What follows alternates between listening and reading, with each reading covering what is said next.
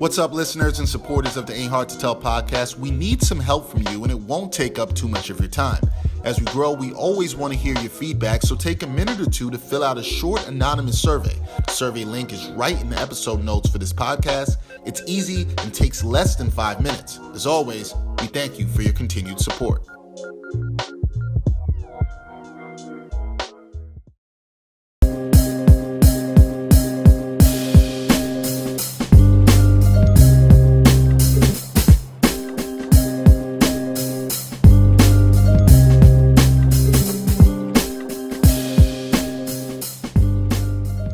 Ain't Hard to Tell podcast, episode 181. Dexter, Henry, Bryan, Fonseca here. You, wherever you are, but we thank you for watching. Maybe not a lot to talk about and be as angry about as last week. Not if we're angry, just concerned. But, always stuff going on in the world of sports, world of hip-hop, world of politics, things going on. And this weekend, some of you out there, chose to do something that I chose not to do. And that was watch the fight. Okay? Watch the fight. Now, if you know anything about this podcast, you know anything about my co-host, Bryan Fonseca, he loves a little violence. And for both of us, we don't want to put it on him. We love boxing. We love the sport of boxing. Bryan probably loves combat sports a bit more than I do. So it's fair to say. Because Bryan's deep into combat sports. He's into the MMA. He's into the wrestling. He's into it all. If you can get hit in the face, he's there. So. That's a quote. That's a quote to describe me. Holy shit. I like it. Should also be a good t-shirt for you. Yeah. So there's this Floyd Mayweather versus Logan Paul fight that was this weekend. And if you watched this podcast, you knew my take on this anyway before. I wasn't watching it. I did not watch it. I did not spend the time watching it, but I did watch people's reactions on Twitter. And what I saw was, why did I watch this? I wish I had my time back. And I'm like, could have told you this. Why would you waste your time? Also, Bryan, can we be clear on this? The fight was not a real fight because I saw something come out before the fight about the rules of the fight, which I believe you sent to me. I think you had sent me the rules of the fight. And it was that nobody could win or lose. Yeah, there was no decision, no formal decision made. And it was also understood to be an exhibition that didn't count to anybody's record, per se. Why? And y'all still watch this? Why? My excuse is that I wanted to see Badou Jack right before and Luis Arias versus Jarrett Hurd, which turned out to be a shocking upset. I missed the Chad Ochocinco Chad Johnson fight, which was also on the undercard, in which he got knocked down in round 4 by a bare knuckle boxer while fighting with boxing gloves. And there was also the main event, which, I don't know. I couldn't turn away from it. It was Sunday night, and there wasn't really anything else on. So except you could. It was what it was. Yeah, you're absolutely right. You could. I'm disappointed with myself too. It's fine. Good. I'm glad you are. Because I'm disappointed in you, Bryan. I'm disappointed in all of you out there. So somebody else tweeted. I'm forgetting who it was. But be more disappointed. Be clear. Me and the homie Scott Fontana. We were talking about this. Scott Fontana of New York Post. We're disappointed in our fellow combat sports heads who are actually scoring this fight on Twitter, round by round analysis, like dead serious, 10-9 this person, 10-9 this person. I'm not going to kill anybody necessarily, but it's like, we don't need to do that for this. Like, there was that going on, including a former A Hard to Tell podcast guest I saw doing it. We don't need that. You know what I'm saying? We don't need that.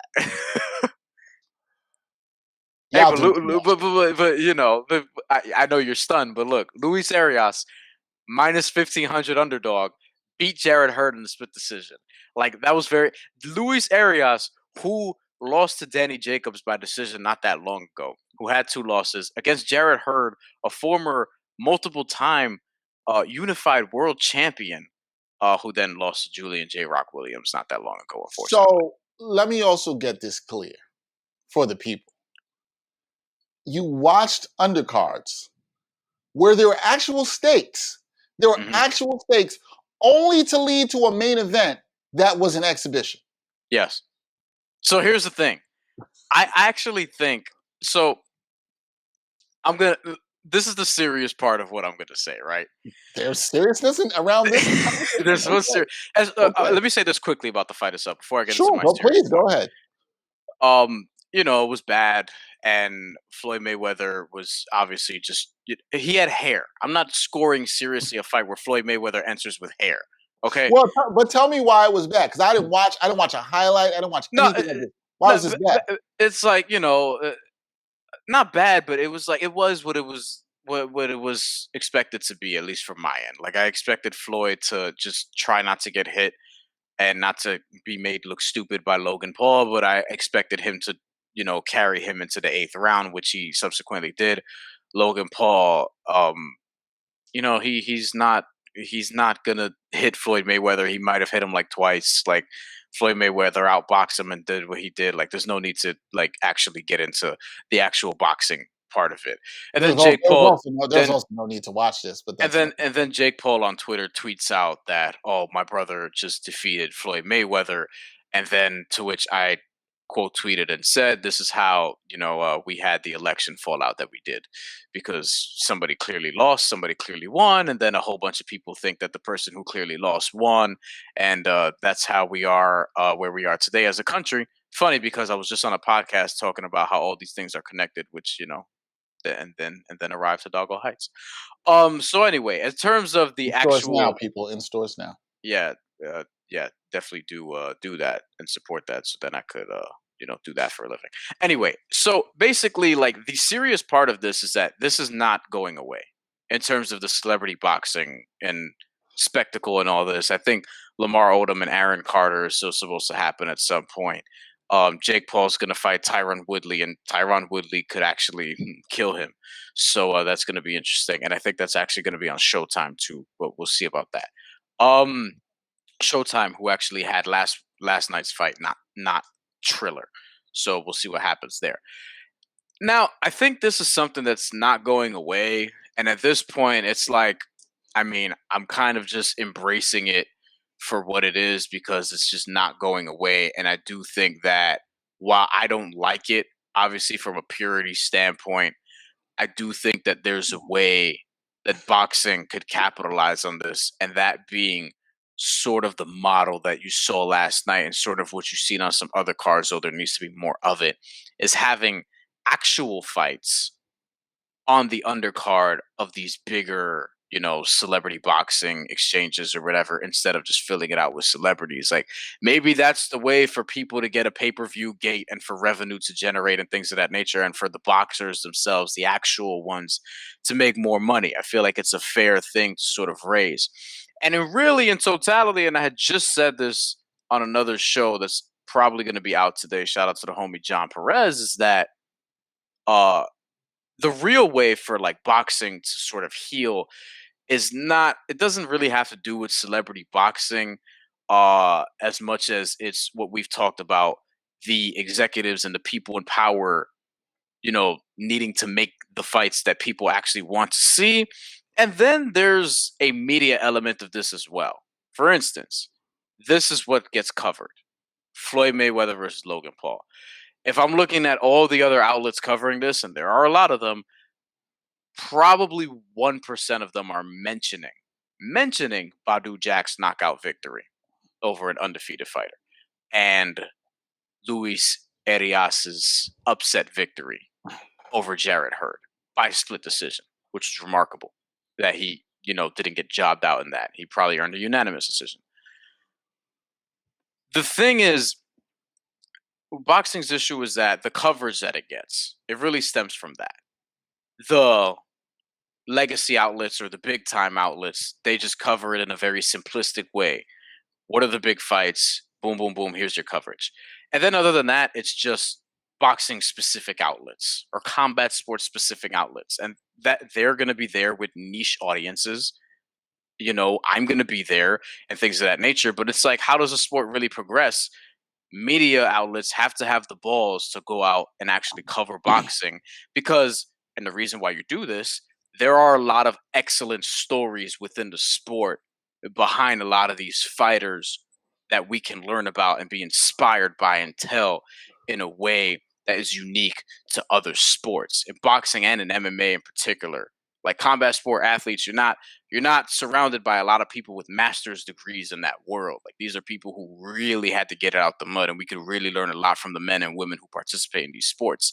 But if the media outlets don't have the balls to go and find these stories because they're so worried about advertising and they're so worried about clicks and getting hits and not actually trying to push the envelope and grow as an industry and actually go out and find long form stories and short form stories that we can really benefit out of by consuming, and they're just going to do the same rudimentary bullshit. Let me find this clip, let me find this thing that'll get hits and post it here, let me write this quick thing about Floyd Mayweather and Logan Paul because it's going to get hits. Then boxing is not going to grow also. So the media, I also put at fault for this because there are a lot of outlets who aren't up here and who aren't here, that are in the middle, who could actually take advantage of covering some of the fighters and telling some of these stories that some of us have done over the years at various points. So while I agree with all that, I really do, and I think those are great points. I mean, I put a large amount of the blame, and I do think blame should go on the media. I do think you also brought up the larger point in boxing and not giving you the fights that you want, and now we are also fed this bullshit. I'm gonna call it what it is: bullshit fights, exhibitions as a main event. Like that's nonsense. That's like actually nonsense. You know what I'm saying? Like it's literally nonsense. It's a reflection of what the world has become today. I mean, it is what it is at this But point. the reflection that goes is like, people, you don't have to watch this. I saw somebody tweet and say, yeah, this has got to stop. You know how it stops? Don't watch it. You knew it wasn't going to be good. Literally, You that's knew it. it was Floyd Mayweather versus Logan Paul. You have to watch it. And here's the thing. Mayweather knows what he's doing. Mayweather's been doing this for a lot of times. He wants to keep his name around in the limelight. And so he gets a white guy who's got some promo through being a YouTube star, and there's all this racially charged stuff leading up to it before. And you remember, what was it, the little presser, Bryan? Not a presser, the weigh-in where like Logan Paul tried to smack him in his face, and everybody knows in a real situation, if Logan Paul tried to hit Mayweather or take his hat or whatever he did. That was Jake, I think. It was Jake. Okay, Yeah. one of them Paul dudes that can't really fight. They're going to do that, and you know what's going to happen. It's all racially charged. There's a lot of people in this country. Look, there's a lot of black people that like seeing Mayweather succeed. And there's a lot of people that don't look like myself and Floyd Mayweather that want to see him lose very badly. Very, very badly. So I understand those people are going to get behind Logan Paul. They'll take any chance they can get to see Mayweather lose. I understand that. But it's like, y'all aren't really here for the boxing. And my concern, we talked to Mark Raimondi when he had him on here about this, is I'm concerned about how it hurts the actual people in the sport and around the sport that want to be great and want the promotion and all that other stuff. And we're out here watching amateur hour. What are we doing? It's amateur hour. Like, there was never any doubt, like Bryan said, that Logan Paul could win this fight at all whatsoever. So it like we just don't have to watch stuff because they give it to us, because they say, hey, here's a fight.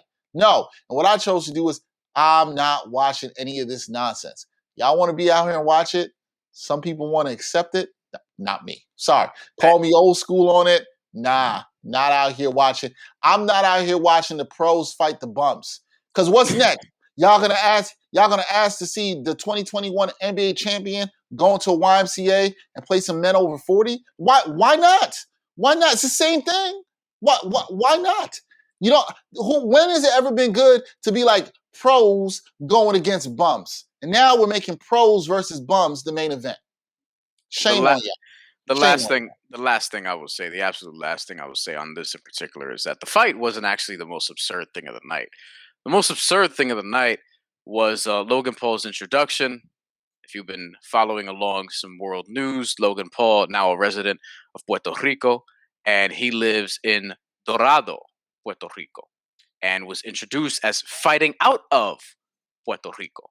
And a lot of people, such as myself, took exception to that. Let's stop that shit right now. Apparently, he's already in trouble with the government out there because of some things that they've done, those fucking colonizers. So, Yeah, Well, it is I what it mean, is. he's if he's living and he's training there, he is fighting out of Puerto Rico. Now, did he come out draped in the Puerto Rican flag? No, Okay, because then I feel like that just would have. introduce him from his hometown, and don't introduce where he's fucking fighting out of, especially if it's a place that he's not necessarily, or at least shouldn't be welcome, and is only living there for tax purposes. I'm not. Look, I ain't saying that you should feel a kind of way about it or nothing like that. I'm not going to speak on it because I'm not Puerto Rican. But I mean, I don't have to be Puerto Rican to know colonizing, gentrificational impacts. Right, I'm aware of that. right. However, it seems. I will say that to that, it seems a little convenient for him to do it at the time and doing all that and playing in that. And it's just like, Hmm. come on, bro, you ain't down with the culture. Because he came out with the flag.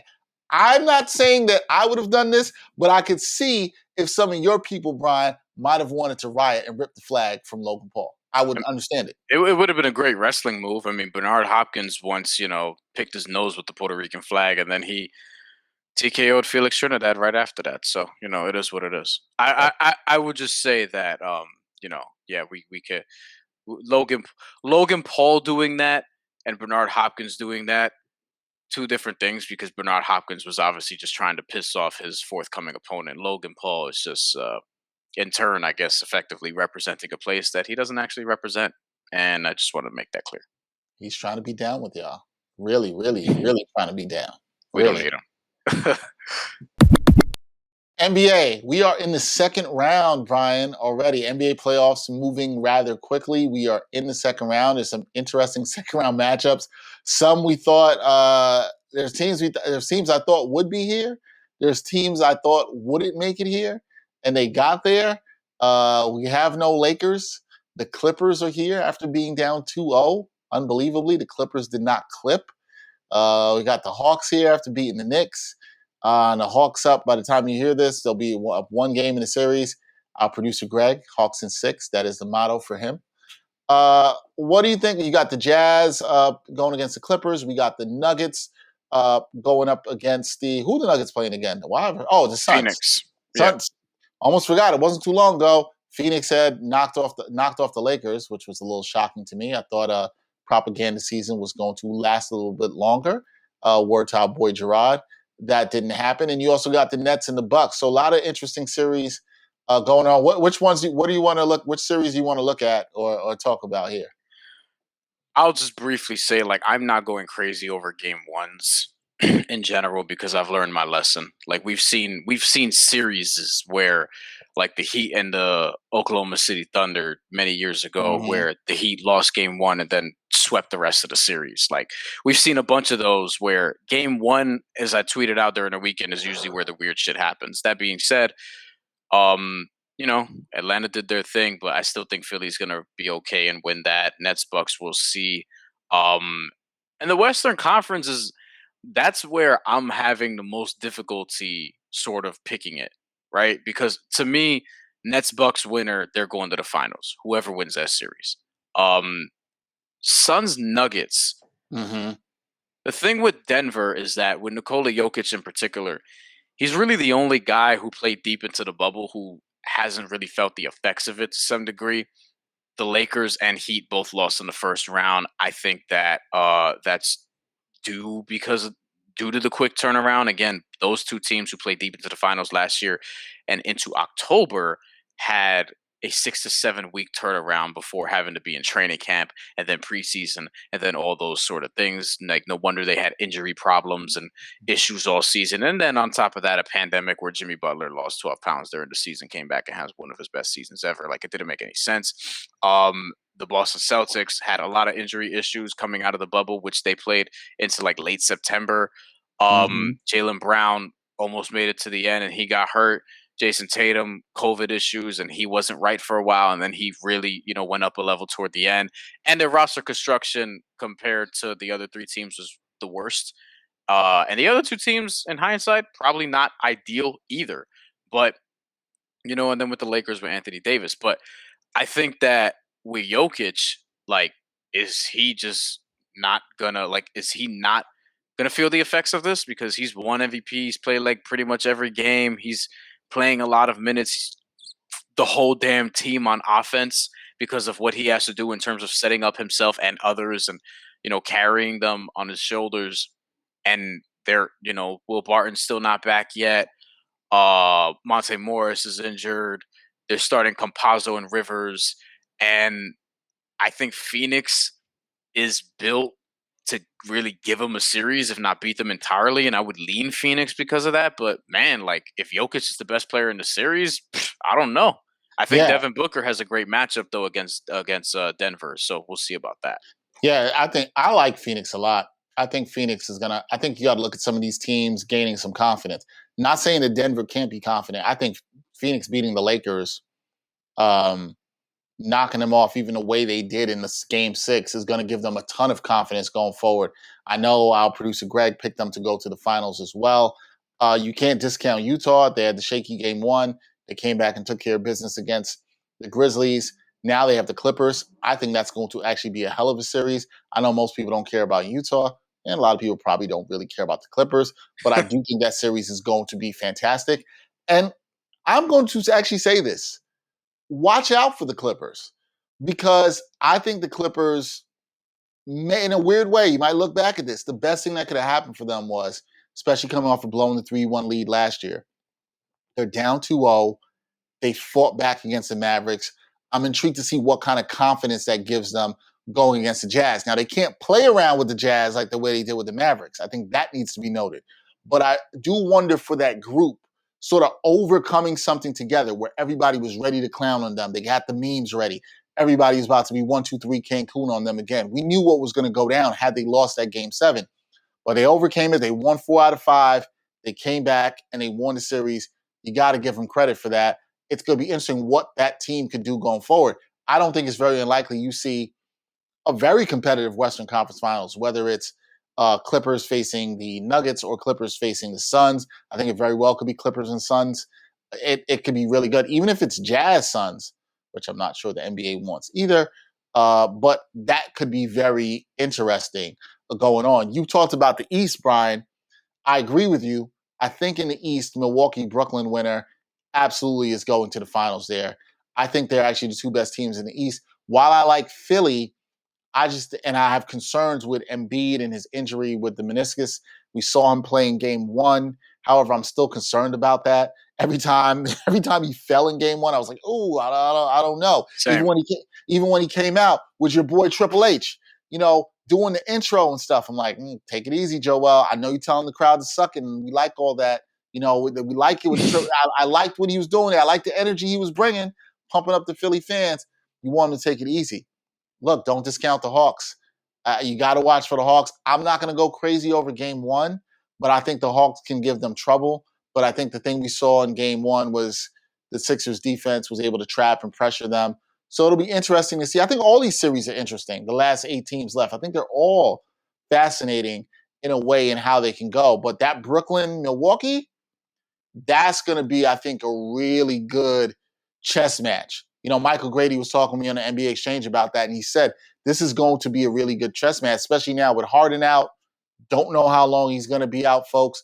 That's going to be interesting. But the Bucks can defend. Bryan and I on Picks and Pops, I think we were the ones that picked the Bucks to win the series. Yep. The Bucks can defend.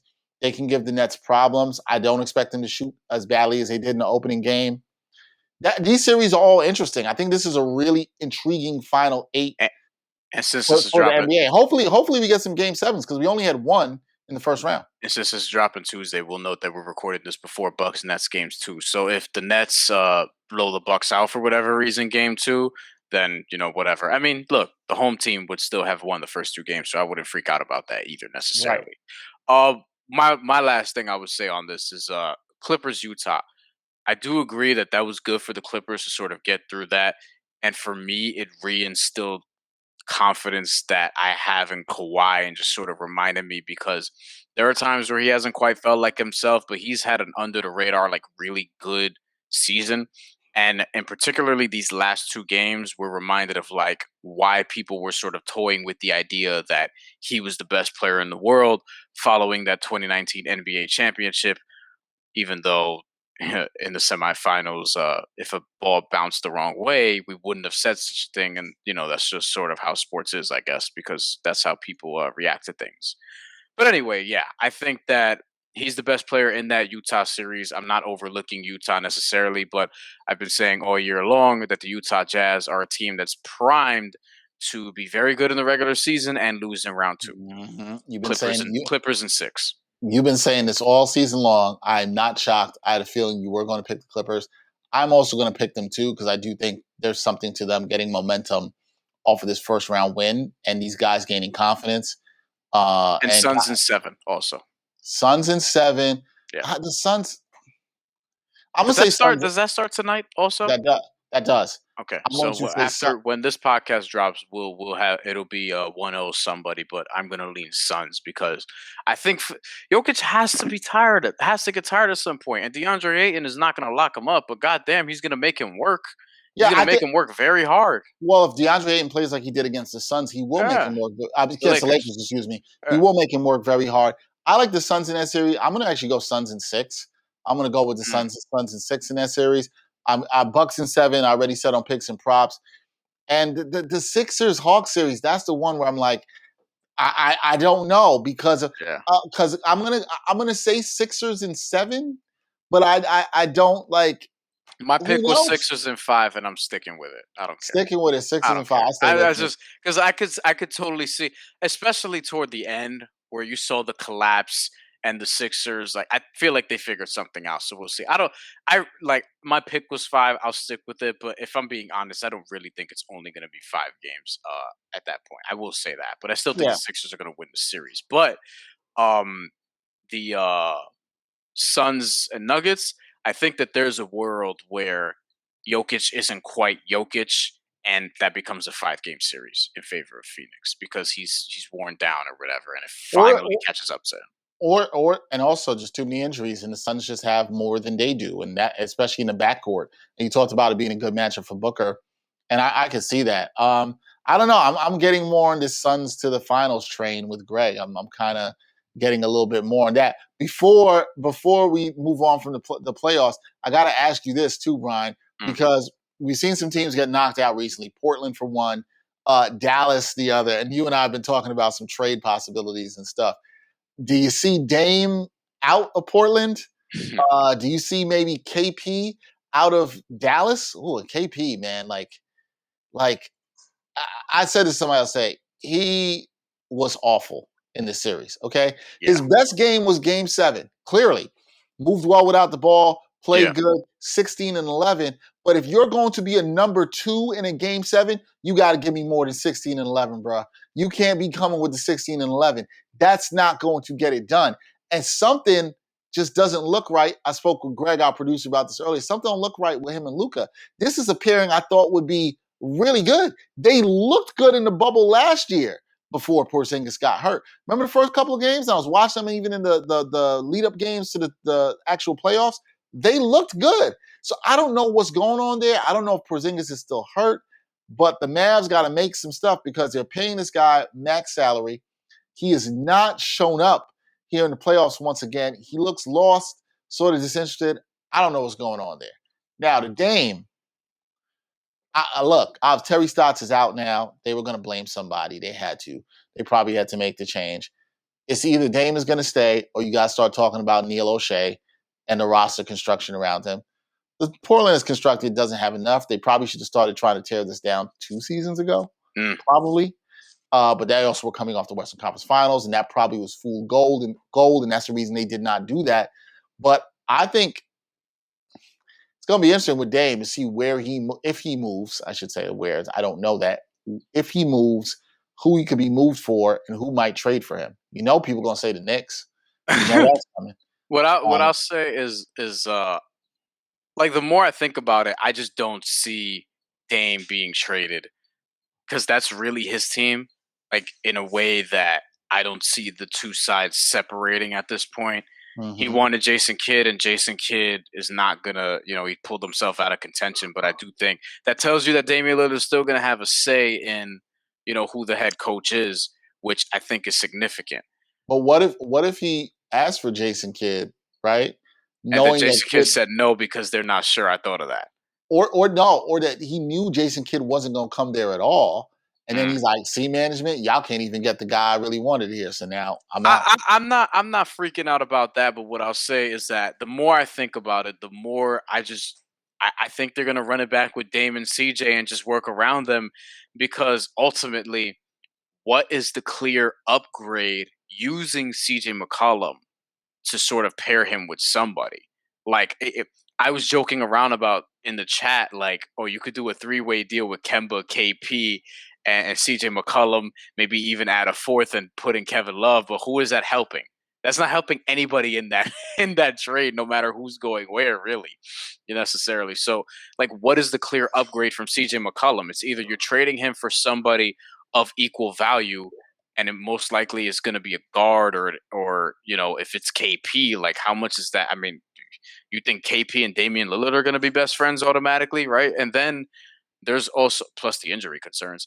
And then if you're trading CJ for multiple parts, like, how is that helping the team also? Because you're talking about, like, that comes the Knicks package where it's like, you're going to get what?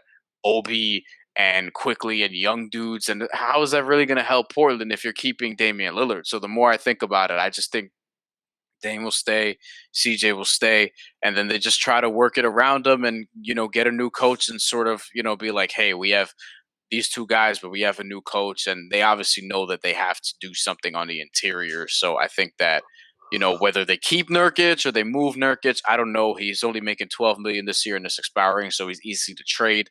And he said this was not the right fit for him after the game, which is memorable. So no, I don't think there's going to be a trade there. And now we're seeing reports about KP having minimal interest around the league, which I gotta say is not something that I was surprised about, because I was never really in on KP like a lot of people were. And I thought that the injuries were going to be a concern throughout the rest of his career.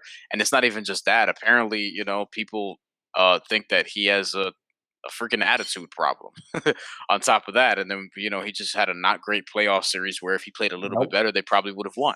So I don't know. Yeah, it's going to be interesting. We'll see what happens. It's going to be we're not near the off season, but people always talking about NBA trades all the time. One time for your mind, one time. One time for your mind, one time.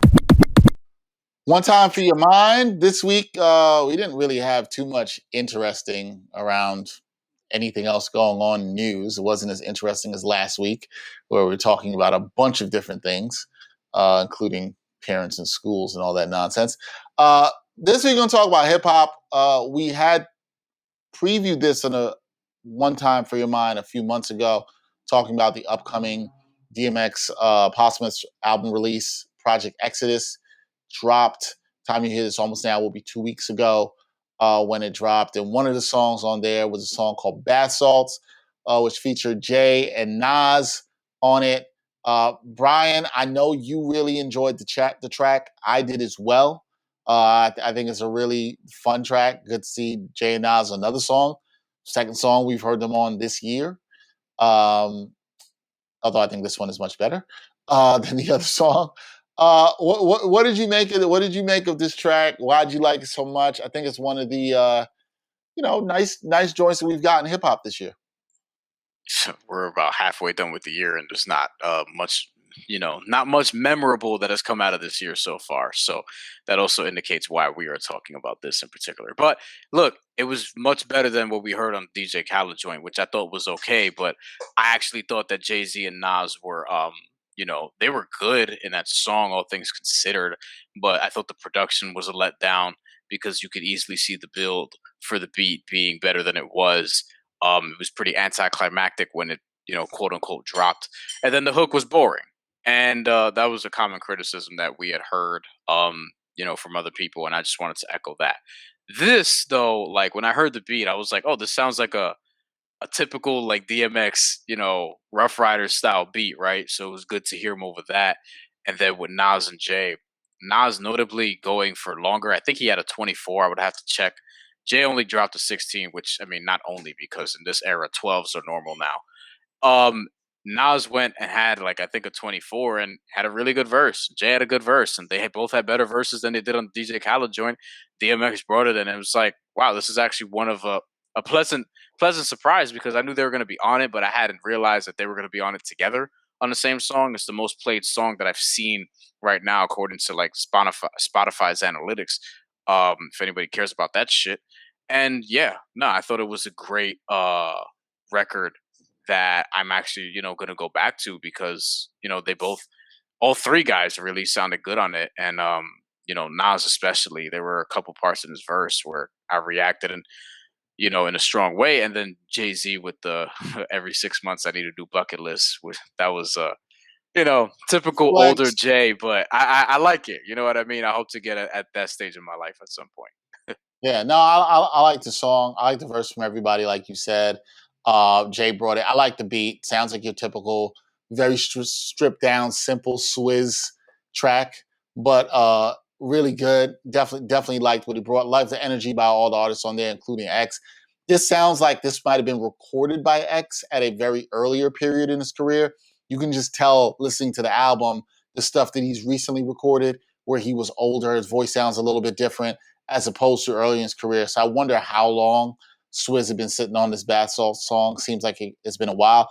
But what also was interesting about this song and this beat in particular was the fact that Swizz at the last Versus Memorial Day weekend with him and Timbaland, he played this track, which I Didn't figured remember he it. would.